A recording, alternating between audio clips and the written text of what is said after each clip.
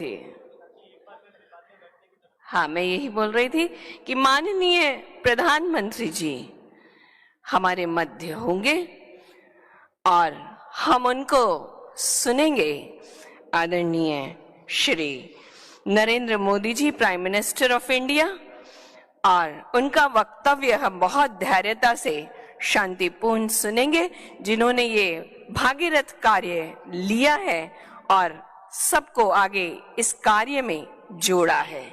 तो अब हम सुनेंगे माननीय श्री नरेंद्र मोदी जी, प्रधानमंत्री भारत सरकार। ओम शांति। ब्रह्मा कुमारी संस्थान के प्रमुख राजयोगिनी दादी रतन मोहिनी जी, मंत्रिमंडल के मेरे साथी गजेंद्र सिंह शेखावत जी, ब्रह्मा कुमारी संस्था के सभी सदस्यगण, अन्य महानुभाव, देवी और सज्जनों, मुझे खुशी है कि ब्रह्मा कुमारी द्वारा शुरू किए गए जल जन अभियान के शुभारंभ पर मैं आप सबसे जुड़ रहा हूं। आप सबके बीच आना, आपसे सीखना, जानना, समझना हमेशा ही मेरे लिए एक सुखद अनुभव रहा है। स्वर्गीय राजयोगिनी दादी जानकी जी से मिला आशीर्वाद मेरी बहुत बड़ी पूंजी है। मुझे याद है 2007 में दादी प्रकाश मणि जी के ब्रह्मलोक गमन पर मुझे आबू रोड आकर श्रद्धांजलि देने का अवसर मिला था। बीते वर्षों में ब्रह्मकुमारी बहनों के कितने ही स्नेहिल निमंत्रण मुझे अलग अलग कार्यक्रमों के लिए मिलते रहे हैं। मैं भी हमेशा प्रयास करता हूं कि इस आध्यात्मिक परिवार के सदस्य के रूप में आपके बीच आता जाता रहूं। 2011 में अहमदाबाद में फ्यूचर ऑफ पावर, उस कार्यक्रम में मुझे आने का मौका मिला था। 2012 में संस्थान की स्थापना के 75 वर्ष से जुड़ा कार्यक्रम हो, 2013 में संगम तीर्थधाम का कार्यक्रम हो, 2017 में ब्रह्मा कुमारी संस्थान का 80वां स्थापना दिवस हो, या फिर पिछले वर्ष आजादी के अमृत महोत्सव से जुड़ा स्वर्णिम भारत का कार्यक्रम हो। मैं जब भी आपके बीच आता हूं, आपका स्नेह, आपका यह अपनापन मुझे अभिभूत कर देता है। ब्रह्मा कुमारी से मेरा यह संबंध इसलिए भी खास है क्योंकि स्व से ऊपर उठकर समाज के लिए सर्वस्व समर्पित करना आप सभी के लिए आध्यात्मिक साधना का स्वरूप रहा है। साथियों, जल जन अभियान एक ऐसे समय में शुरू हो रहा है जब पानी की कमी को पूरे विश्व में भविष्य के संकट के रूप में देखा जा रहा है। 21वीं सदी में दुनिया इस बात की गंभीरता को समझ रही है कि हमारी धरती के पास जल संसाधन कितने सीमित है। इतनी बड़ी आबादी के कारण वाटर सिक्योरिटी भारत के लिए भी एक महत्वपूर्ण दायित्व है, हम सबकी साझी जिम्मेवारी है। इसलिए आजादी के अमृत काल में आज देश, जैसा हम कहते हैं ना, जल है तो कल है, तो जल को कल के रूप में देख रहा है। जल रहेगा, तभी आने वाला कल भी रहेगा और इसके लिए हमें मिलकर आज से ही प्रयास करने होंगे। मुझे संतोष है कि जल संरक्षण के संकल्प को अब देश एक जन आंदोलन के रूप में आगे बढ़ा रहा है। ब्रह्मा कुमारी के इस जन अभियान से जन भागीदारी के इन प्रयासों को नई ताकत मिलेगी। इससे जल संरक्षण के अभियान की पहुंच भी बढ़ेगी, प्रभाव भी बढ़ेगा।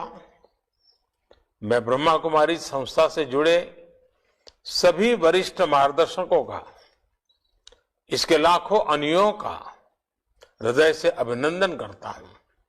साथियों, भारत के ऋषियों ने हजारों वर्ष पहले ही प्रकृति, पर्यावरण और पानी को लेकर संयमित, संतुलित और संवेदनशील व्यवस्था का सृजन किया था। हमारे यहां कहा गया है, मां आपो हिंसी, अर्थात हम जल को नष्ट न करें, उसका संरक्षण करें। ये भावना हजारों वर्षों से हमारे आध्यात्म का हिस्सा है, हमारे धर्म का हिस्सा है। ये हमारे समाज की संस्कृति है, हमारे सामाजिक चिंतन का केंद्र है। इसलिए हम जल को देव की संज्ञा देते हैं, नदियों को मां मानते हैं। जब कोई समाज प्रकृति से ऐसे भावात्मक संबंध जोड़ देता है तो विश्व जिसे सस्टेनेबल डेवलपमेंट कहता है, वो उसकी सहज जीवन शैली बन जाती है। इसलिए आज जब भविष्य की चुनौतियों के समाधान खोज रहे हैं तो हमें अतीत की उस चेतना को पुनर्जागृत करना होगा। हमें देशवासियों में जल संरक्षण के मूल्यों के प्रति फिर से वैसी ही आस्था पैदा करनी होगी। हमें हर उस विकृति को भी दूर करना होगा जो जल प्रदूषण का कारण बनती है, और इसमें हमेशा की तरह भारत की आध्यात्मिक संस्थाओं की, ब्रह्मा कुमारी की एक बड़ी भूमिका है। साथियों, बीते दशकों में हमारे यहां एक ऐसी नकारात्मक सोच भी बन गई थी कि हम जल संरक्षण और पर्यावरण जैसे विषयों को मुश्किल मानकर छोड़ देते हैं। कुछ लोगों ने ये मान लिया था कि इतने बड़े काम है कि इन्हें किया ही नहीं जा सकता।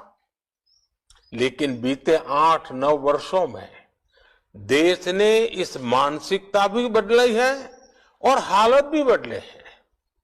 नमामि गंगे इसका एक सशक्त उदाहरण है। आज न केवल गंगा साफ हो रही है, बल्कि उनकी तमाम सहायक नदियां भी स्वच्छ हो रही हैं। गंगा के किनारे प्राकृतिक खेती जैसे अभियान भी शुरू हुए हैं।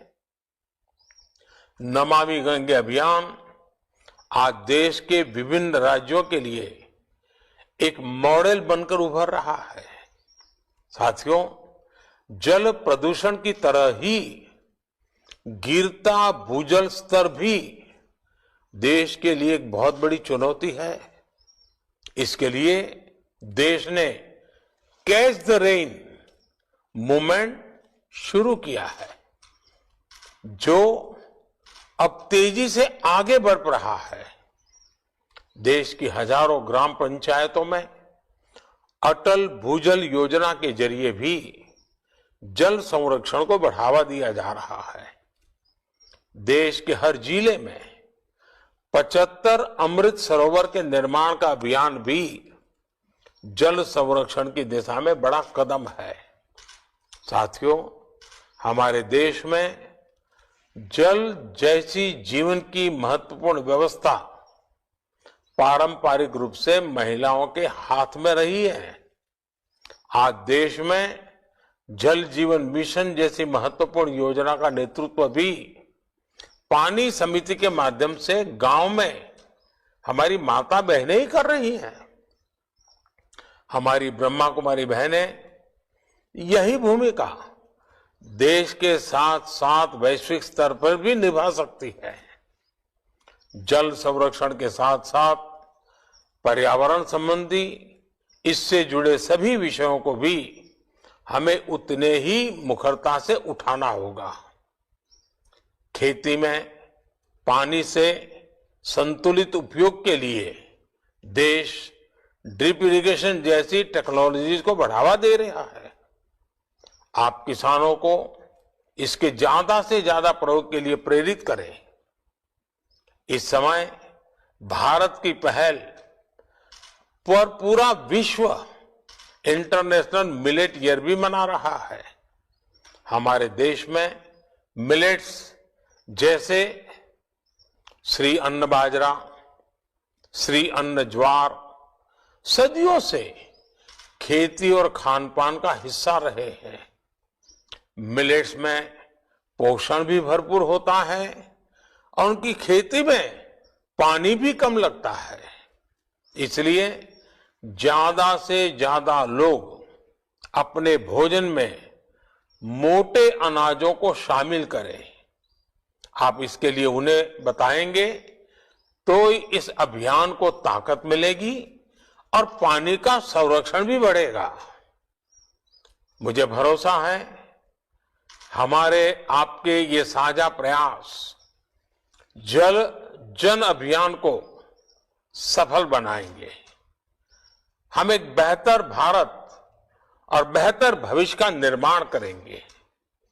आप सभी को एक बार फिर बहुत बहुत शुभकामनाएं। ओम शांति। माननीय प्रधानमंत्री श्री नरेंद्र मोदी जी ने आह्वान किया कि हम प्रयास करें जल को बचाने का, एक एक बूंद को बचाने का। जल संरक्षण के प्रति आस्था रखें, विकृतियों का नाश करें जो जल को व्यर्थ होने का कारण बनती हैं। गिरता भूजल का स्तर, जिसके लिए एक बहुत सुंदर योजना कैच द रेन, जहां भी बारिश हो उसको, कहीं पर भी जहां भी हो उसको हम संरक्षण, पानी को इकट्ठा कर सकें, किसानों को प्रेरित किया जाए। इस प्रकार से हमें बहुत सारा उत्साहवर्धन भी दिया, प्रेरित भी किया कि हम आगे बढ़ें और देश को भी बचाएं, विश्व को भी सहयोग दें।